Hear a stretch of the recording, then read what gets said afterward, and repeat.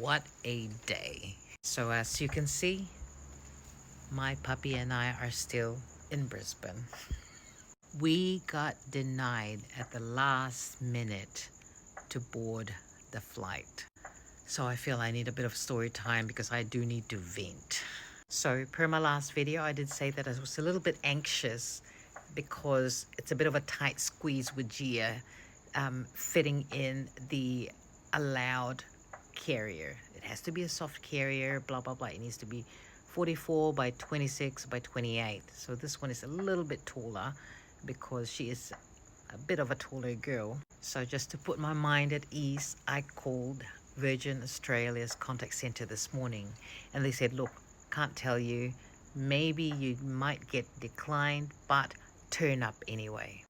So I did. Just a bit of an FYI to people that live in Brisbane, that if you wish to fly with your doggy in the cabin with you via Virgin Australia, that it only departs from Gold Coast Airport, not from the big Brisbane airport, okay? And it makes sense because Gold Coast Airport is a lot quieter than the big main Brisbane domestic. So I'm so grateful for my good friend, her husband, and the kid who dropped us off at the airport, almost 2 hours away, okay?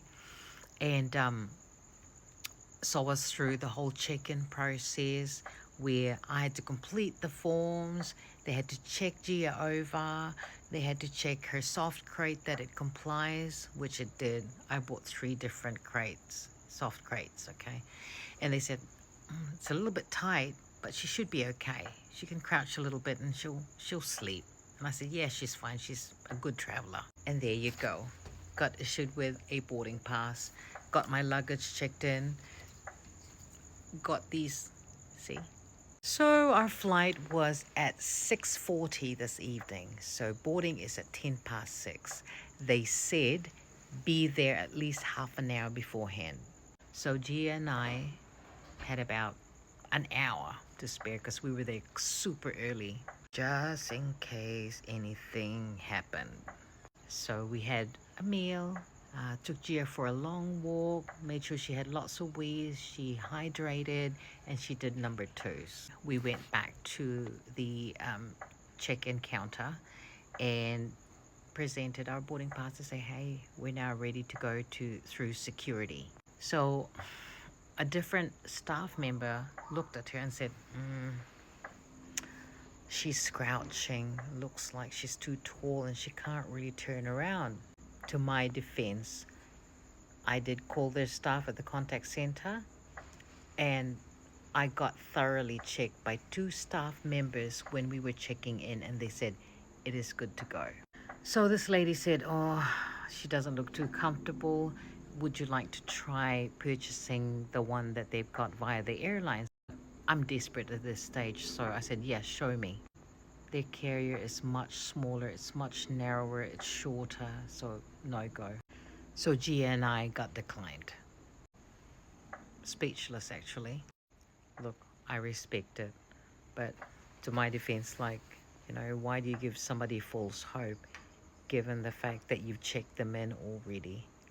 In their opinion, 2 of them said it was okay. So, long story short, it is already a long story. They said they'll fully refund me or they can reschedule me to another flight free of charge. I said, that's cool. That's fine, thank you. They noted it down and to call this number, right? So I called that number. They said that they will only refund my ticket or they will give me a, not a refund, but a travel credit. They would not refund me Gia's ticket, the $150. The Virgin Australia staff members that I saw physically at the airport told me that I was going to be fully refunded because I was given the wrong advice. The staff member that checked me in with another senior staff, by the way, needed further training. Now, why in the world did the contact center staff members said to me that they will only refund me or give me travel credit for my own ticket and not the cost for my dog. They said it was unclear. It's unclear and yet you're already denying me? I know it's only little money, but this travel to Melbourne is very, very important to me. I took her to the vet. I got her a certificate to fly. Going to the vet and it cost me $150 for just a checkup. And the fact that I live 2 hours away